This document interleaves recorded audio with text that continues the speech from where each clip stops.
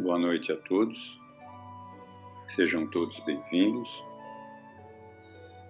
Vamos pedir a Deus, a Jesus, ao Frei Fabiano e aos bons espíritos que nos cercam para que os trabalhos desta noite se realizem em grande paz.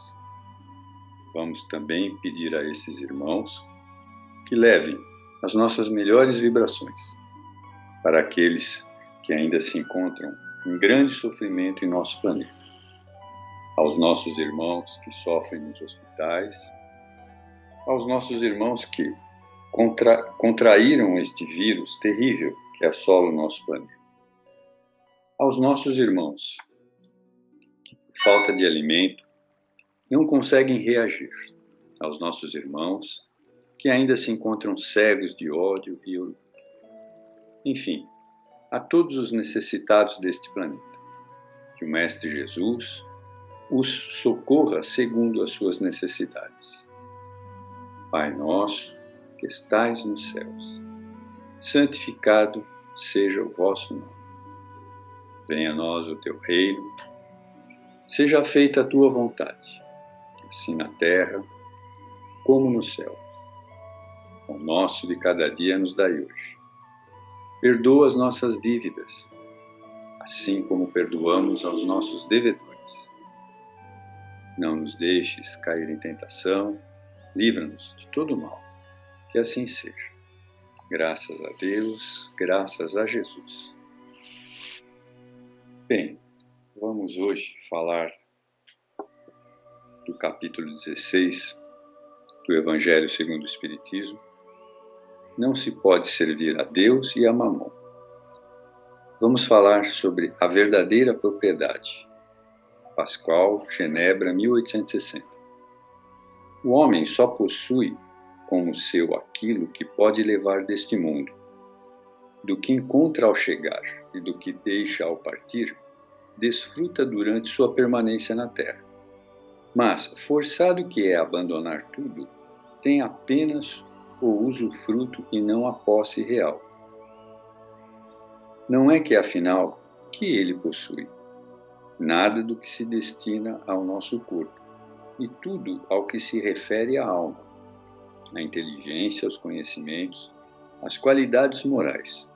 É isto que o traz e que leva, e que ninguém tem o poder de lhe tirar, que servirá a ele no outro mundo, muito mais do que neste.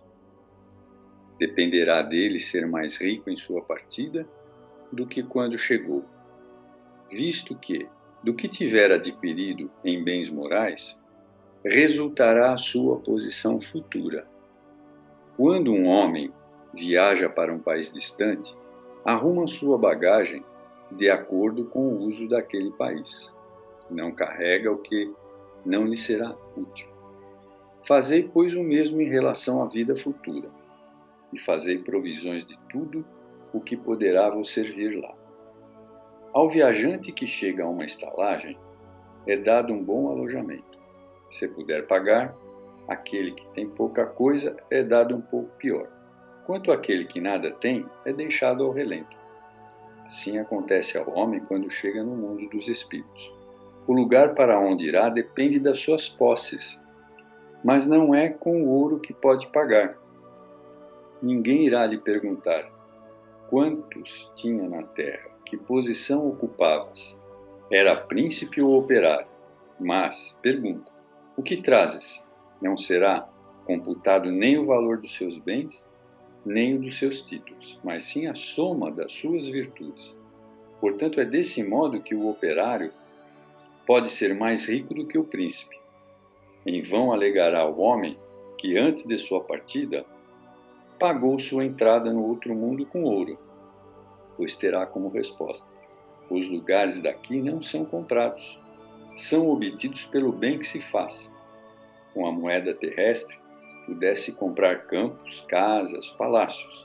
Aqui tudo é pago com as qualidades da alma. És rico dessas qualidades?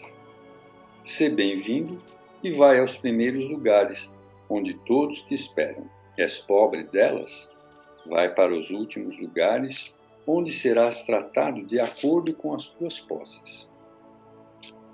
Os bens da terra pertencem a Deus, que o distribui de acordo com a sua vontade. E o homem é apenas o seu usufrutuário, um administrador mais ou menos íntegro e inteligente.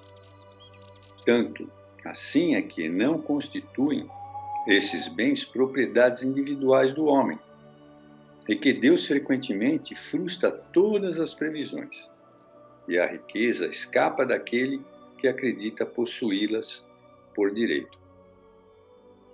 Podeis pensar que isso se compreende em relação aos bens hereditários, mas que não ocorre o mesmo em relação à riqueza que o homem adquiriu por seu trabalho. Sem dúvida alguma, se há riqueza legítima, é a que foi adquirida honestamente, pois uma propriedade é apenas adquirida honestamente quando, para possuí-la, não se faz mal a ninguém. Serão exigidas rigorosas contas de todo o dinheiro mal ganho, isto é, ganho e prejuízo de alguém. Mas por que um homem conquistou sua riqueza por si mesmo? Terá alguma vantagem ao morrer? Os cuidados que toma ao transmiti-la aos seus descendentes não são muitas vezes inúteis? Sem dúvida, sim. Pois se Deus não quiser que estes a recebam, nada poderá prevalecer contra a sua vontade. Pode o homem usar e abusar delas impunemente durante a sua vida sem prestar contas? Não. Permitindo-lhe adquiri-la, Deus pode querer recompensá-lo durante esta vida por seus esforços, coragem e perseverança. Se a utilizar para servir apenas à satisfação dos seus sentidos ou do seu orgulho, se ela se torna um motivo de queda em suas mãos, melhor seria não ter possuído, pois perde o que ganhou e ainda anula todo o mérito do seu trabalho quando deixar a terra. Deus lhe dirá que já recebeu a sua recompensa. O emprego da riqueza. Bordeaux, 1861. Não podeis servir a Deus e a Mamon. Guardar bem isso, vós a quem o amor pelo ouro domina. Que venderíeis vossa alma para possuir tesouros, pois eles podem vos elevar acima dos outros homens e vos dar alegria das paixões. Não podeis servir a Deus e a Mamon. Se, portanto, sentires vossa alma dominada pela cobiça da carne, apressai-vos em vos libertar desse domínio que vos esmaga, pois Deus, justo e soberano e severo, vos dirá: o que fizestes, depositário infiel, dos bens que te confiei? Tu empregastes esse poderoso instrumento das boas obras apenas para a tua satisfação pessoal? Pois é assim o melhor emprego da riqueza. Procurai nessas palavras: amai-vos uns aos outros, e a solução desse problema, aí está o segredo do bom emprego das riquezas. Aquele que ama o seu próximo já tem a sua linha de conduta traçada. A aplicação da riqueza que mais agrada a Deus é na caridade, não na caridade fria e egoísta, que consiste em distribuir ao redor de si o supérfluo de uma existência dourada, mas na caridade plena de amor, que procura a desgraça e socorre sem humilhar. Ri, dá do teu supérfluo, faze melhor. Dá um pouco do teu necessário, pois teu necessário ainda é excessivo, e dá com sabedoria. Não rejeiteis o pranto com medo de seres enganado, mas vai à origem do mal, ajuda primeiro, informa-te em seguida, e vê se o trabalho, os conselhos, até mesmo a afeição, não serão mais eficientes do que a tua esmola. Espalha ao redor de ti com abundância o amor a Deus, o amor do trabalho e o amor ao próximo. Coloca tuas riquezas sobre uma base segura que te garantirá grandes lucros, as boas obras. A riqueza da inteligência deve te servir como a do ouro. Espalha ao teu redor os tesouros da instrução, e sobre teus irmãos os tesouros do teu amor e eles frutificarão. Quando considero a brevidade da vida, causa-me dolorosa impressão o fato de terdes, como objetivo incessante, a conquista do bem-estar material, ao passo que dedicais tão pouca importância e consagrais apenas pouco ou tempo nenhum ao vosso aperfeiçoamento moral, que vos será levado em conta por toda a eternidade. Diante das atividades que desenvolveis, seria de se acreditar tratar-se de uma questão dos mais elevados interesses da humanidade, mas ela quase sempre é para atender aos vossos exageros, às vaidades e ao vosso gosto pelos excessos. Quantas penas, quantos cuidados e tormentos! Quantas noites em claro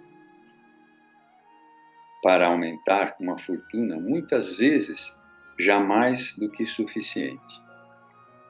O acúmulo do absurdo é ver, não raro, aqueles que têm um amor imoderado pela fortuna e pelos prazeres, que ela proporciona sujeitarem-se a um trabalho árduo, vangloriarem-se da existência dita de sacrifício e mérito, como se trabalhassem para os outros e não para si mesmos. Insensatos!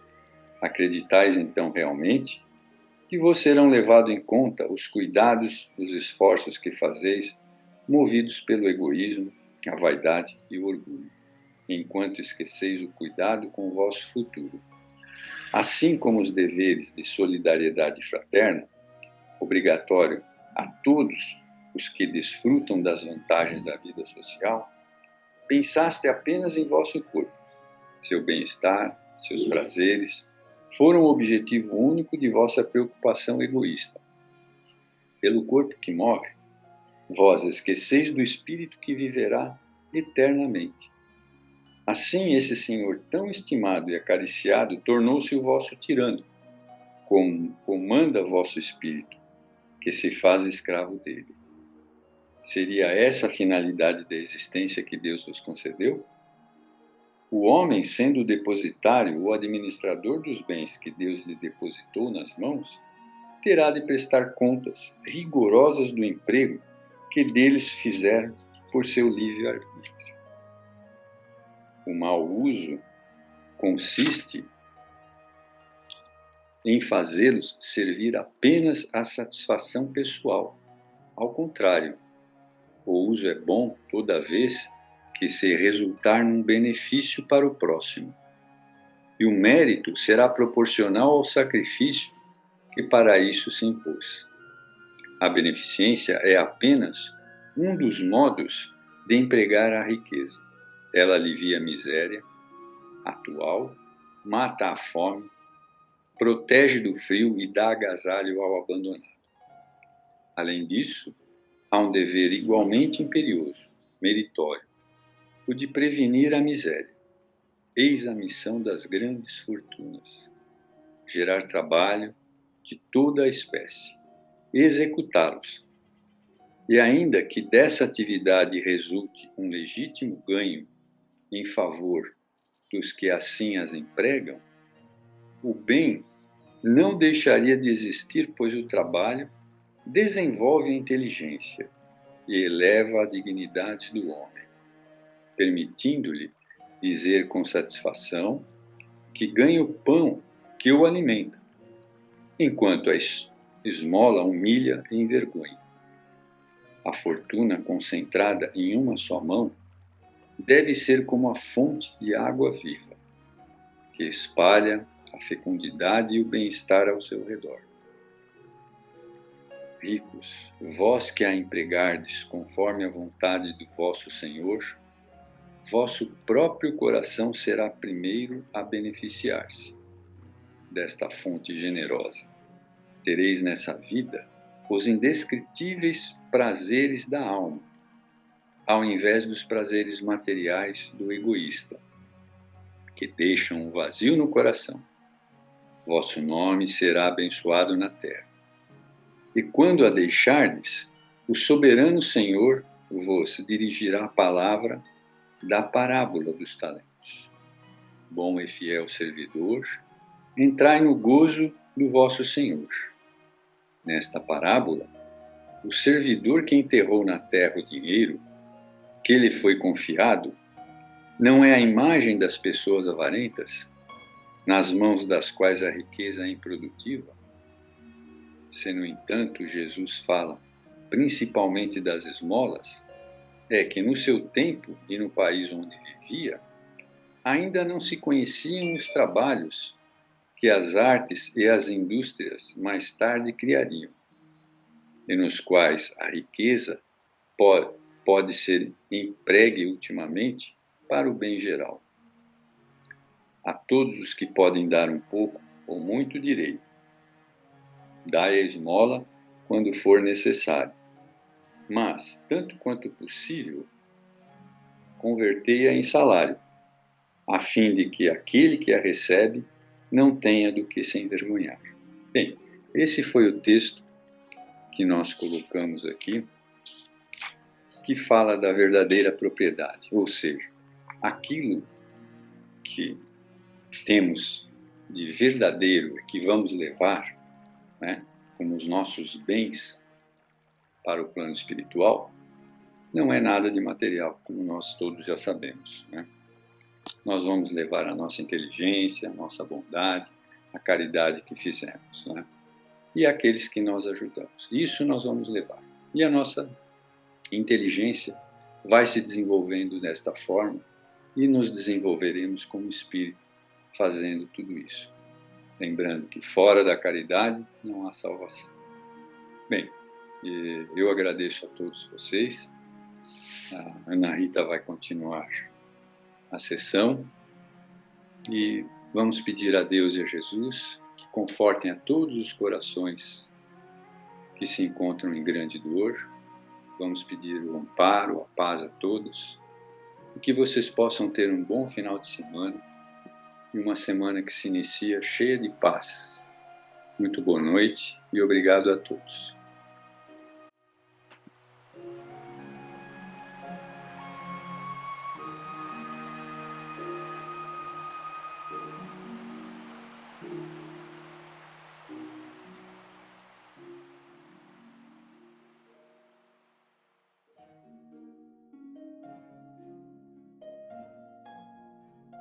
Boa noite a todos, dando continuidade à nossa palestra desta noite. Muito gratos a Deus por essa oportunidade de estudo e compreensão da doutrina espírita, que é luz com certeza para todos nós, nos trazendo respostas, nos trazendo um roteiro seguro para conduzir as nossas vidas. Hoje vamos mais uma vez falar sobre a obsessão. 2 textos da Sueli Caldas Schubert. Ela tem um livro que fala somente sobre esse tema, obsessão e desobsessão, profilaxia e terapêutica espíritas. E ela nos coloca de uma maneira bem simples, para que possamos entender esse processo. Uma coisa temos que relembrar, né? Muito importante. O que predispõe à obsessão? Nós temos uma colocação no Livro dos Médiuns, por Allan Kardec, no item 252, onde ele fala: as imperfeições morais dão aso à ação dos espíritos obsessores. Somente existe a obsessão porque há endividados, né? Criaturas que se procuram através dos tempos para acertar os débitos do passado. E somente existem esses processos dolorosos de resgate porque o homem ainda é imperfeito, trazendo em si mesmo maior cota de sombras, mais pesada bagagem de inferioridade, né? Então, tem uma colocação interessante do Manuel de Miranda, que ele fala que em toda obsessão Mesmo nos casos mais simples, o encarnado conduz em si mesmo o fator predisponente ou preponderante, os débitos morais a resgatar, que facultam essa alienação. Então, nós temos que estar muito atentos, e aí ela vai nos lembrar de uma situação, como acontecem as influenciações espirituais, esses processos, essas tentativas, as obsessões, através de nosso pensamento e atitudes viciosas, desequilibradas. A Joana de Ângeles tem uma frase muito interessante, curtinha, poucas palavras, né? Estuda e estuda-te, que é o conhecimento de si mesmo, Santo Agostinho, né? Então, o equilíbrio está à medida que vamos nos conhecendo, observando o nosso comportamento e combatendo as nossas imperfeições. Então, precisamos estudar o Evangelho e estudar o nosso comportamento. Todos os dias, no final do dia, lembrar como é que foi, desde a hora que eu acordei até o final do dia, né? Então, a invigilância, que é o não estar atento a essa observação do nosso comportamento, combatendo os nossos pensamentos negativos, é o orar e vigiar. A invigilância é a porta para a obsessão. Estai de sobreaviso, vigiai e orai, porque não sabeis quando será o tempo. Então, a existência de todos esses fatores predisponentes, causas kármicas também, situações que nós trazemos do passado, de erros que todos nós temos, tudo isso facilita a aproximação dos obsessores. E ficam nos observando e esperando o momento propício para a efetivação da sintonia que eles almejam, né? E esse momento que eles tanto aguardam são os momentos da nossa invigilância. É a porta que se abre, facilitando a incursão de pensamentos estranhos. Então, esse é o problema, né? Porque nós todos temos imperfeições, temos momentos infelizes, damos brechas para essas influências.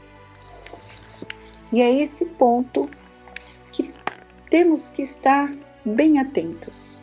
Errar, todos nós vamos errar, mas é corrigir. Quando estamos em processo de estudar o Evangelho, de realizar a nossa prece, nós ficamos mais atentos a essa mudança de comportamento, combatendo logo em seguida, sentimentos que nos chegam. Porque momentos de invigilância existem muitos, todos os temos, em incontáveis ocasiões. Vamos citar alguns desses estados emocionais que representam invigilância em nossa vida, para a gente ver que todos nós sentimos revolta, ódio, ideias negativas de qualquer espécie, depressão, tristeza, desânimo, pessimismo, medo, ciúme, avareza, egoísmo, ociosidade, irritação, impaciência, maledicência, calúnia, desregramentos sexuais, viciações, como fumo, álcool, tóxicos, insatisfação, né? Timidez excessiva, isolamento. Vejam, tudo isso são comportamentos que nos levam à tristeza, a desânimo.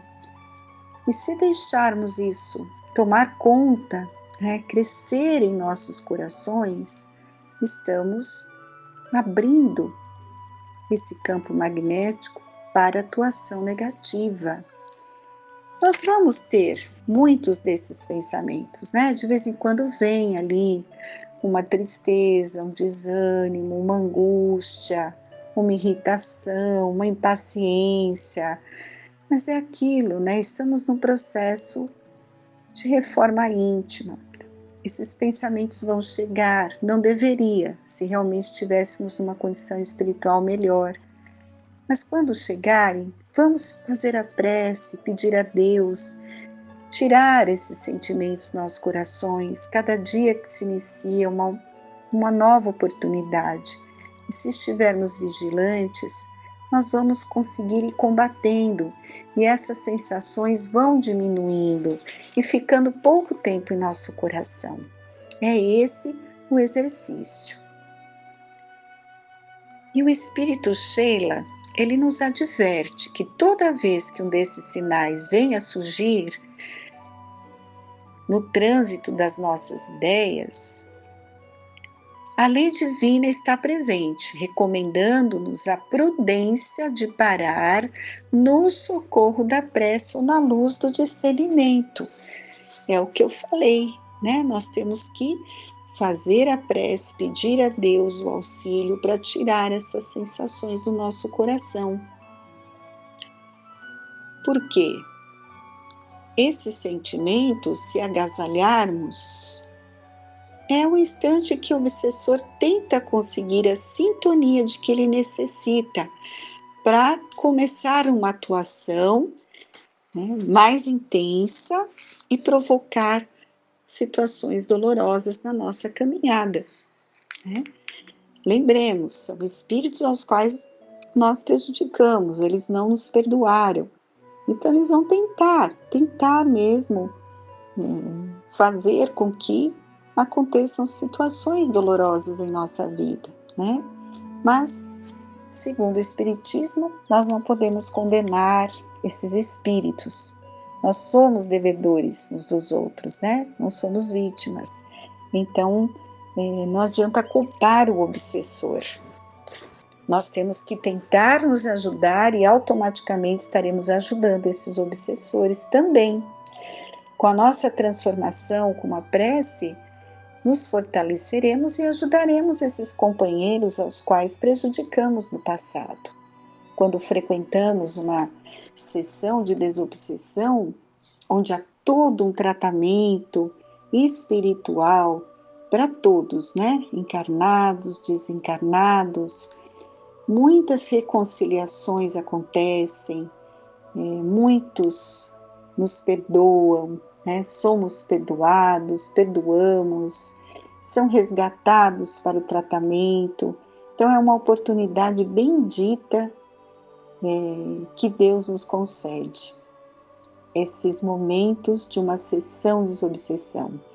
Como ela coloca aqui no livro, é um oásis de refazimento espiritual. Então, lembremos também que um minuto, um instante de medo, revolta, impaciência, não significa necessariamente que a pessoa esteja obsediada, né? Isso é importante a gente falar, porque todos nós temos ainda, né, trazemos essas imperfeições conosco. Então, determinado dia estamos lá revoltados, né, tristes, desanimados.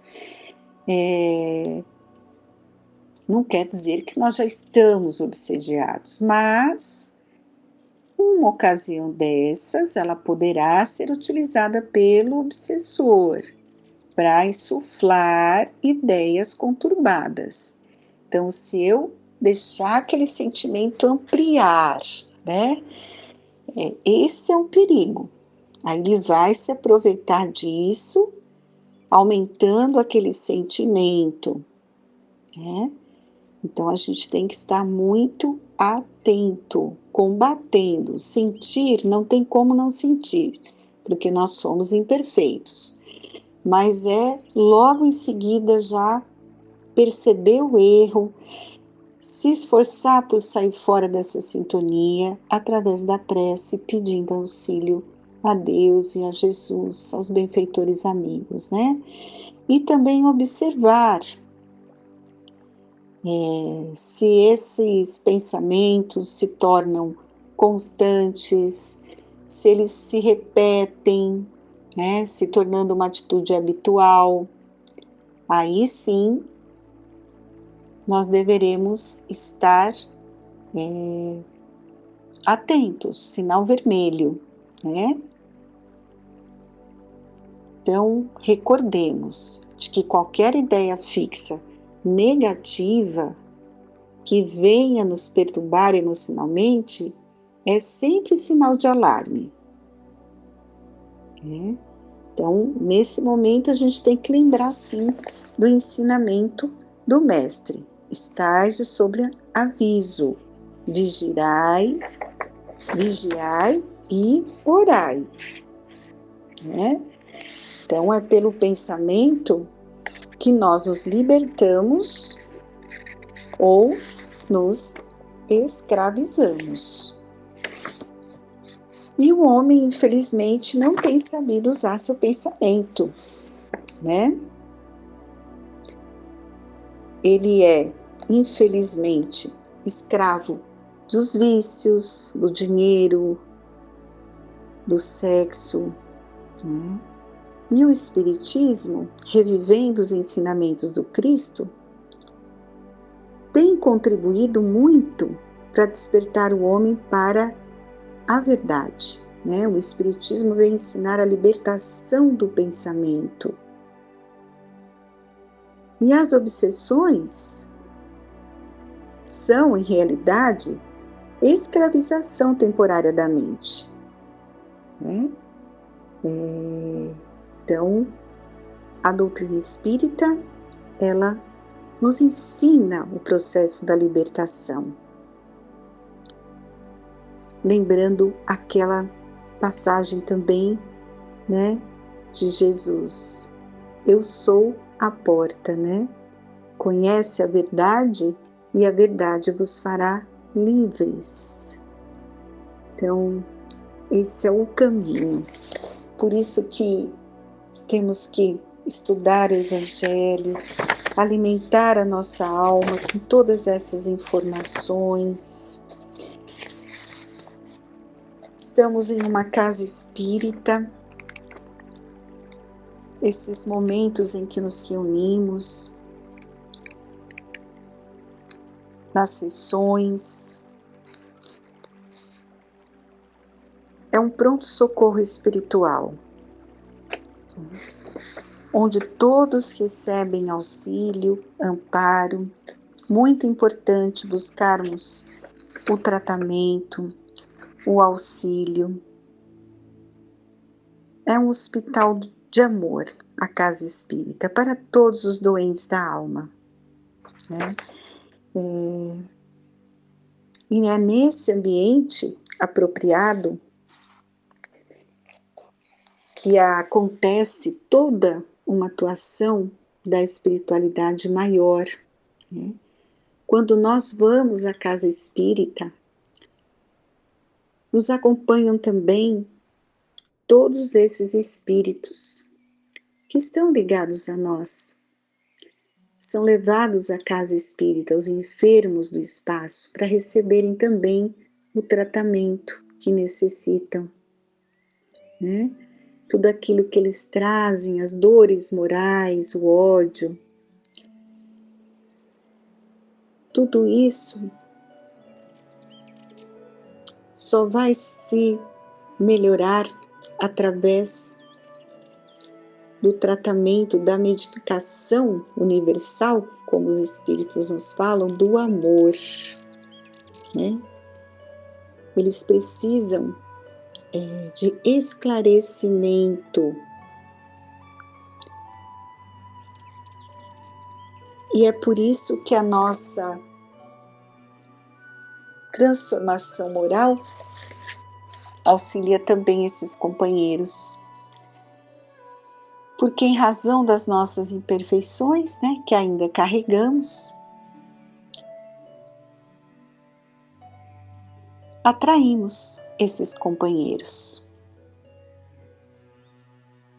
E quando estamos ali reunidos, todos buscando o auxílio, mergulhados nas bênçãos do alto, as nossas almas se renovam, todos nós recebemos auxílio, nos refazemos, agradecer muito a Deus por essa oportunidade, e é esse o caminho.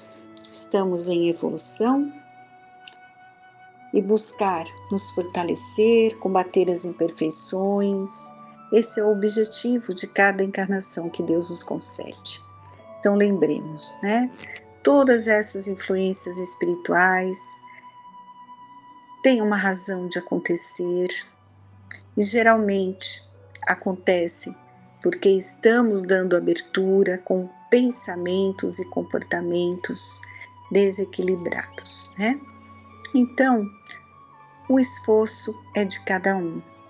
Vamos tentar ser pessoas melhores a cada dia. Quando realmente desenvolvermos a paciência, a mansuetude, a aceitação, o equilíbrio nas conversações, os pensamentos, estaremos cada vez mais protegidos e auxiliando também a todos que chegarem junto a nós. Então fica aqui a nossa gratidão por mais essa reflexão, pedindo a Deus que a cada dia possamos colocar em prática os seus ensinamentos, nos amar, compreender as nossas imperfeições, nos esforçarmos por nos tornarmos pessoas melhores, de bem.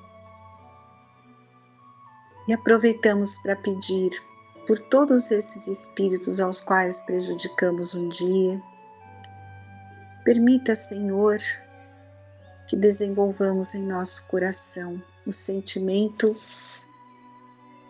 de amor, amar ao próximo como a nós mesmos e a Deus sobre todas as coisas, Que a paz do Mestre Jesus envolva cada coração que nos ouve nesta noite. Que assim seja.